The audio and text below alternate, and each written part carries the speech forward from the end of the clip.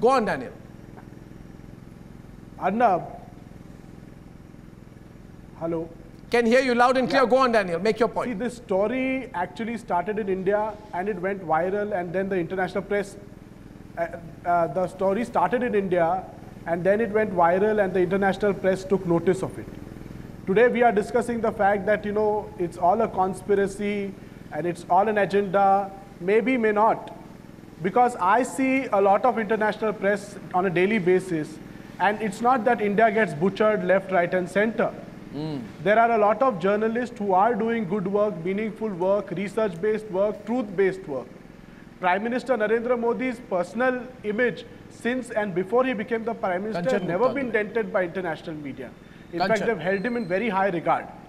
I think it's a little exaggerated for us to, you know, take this small booklet and make a big issue out of it. Okay, no, it's not for us. Indian media suffers we're not the ones making a big issue out of it, sir. Whether they are able to put out truth as truth is. Daniel, Shweta wants to make a simple point. Absolutely not. Daniel, we are not making a... I don't think we have that fragile... Daniel, we are not making a big issue out of it. It's the press, certain section of Indian media, a large section of Western media which is making a big deal out of it. It's not been made a big deal by us. We didn't pick up the story. But if you look at it, Daniel, this is the slumdog millionaire mindset of the Western press. Daniel, because and Daniel, and we need to call it out, Daniel. That's what exactly we're doing here. Can I not ask you one thing?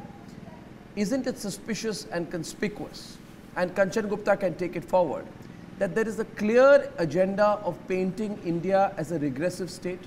Snake charmers, tantrics, given the fact that the Western media selectively and conveniently latch on to an insignificant, minuscule, allow me to complete, booklet. No, which just one minute. Daniel, let me complete. Daniel, let me complete my point. Daniel, let me complete my point. I don't believe in chest thumping and saying my government is correct and all. Absolutely not.